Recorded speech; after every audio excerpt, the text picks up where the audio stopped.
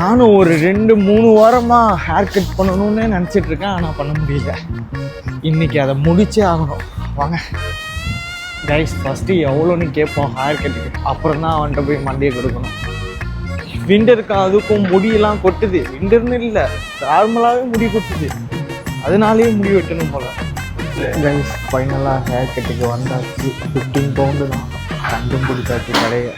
எப்படி வெட்டுறாங்கன்னு பார்ப்போம். இருக்க மண்டையை கொடுக்கலாமா வேணாமா யோசிக்கல. பட் கொடுத்துட்டான் மண்டையை. எப்படி ஃபைனலாக எப்படி வருதுன்னு பார்ப்போம்.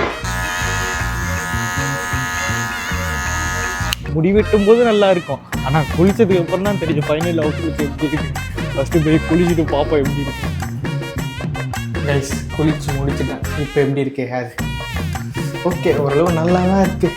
கொடுத்த காசுக்கு தம்பி வேலை பார்த்துருக்காப்புல நினைக்கிறேன். நல்லா தான் இருக்குது.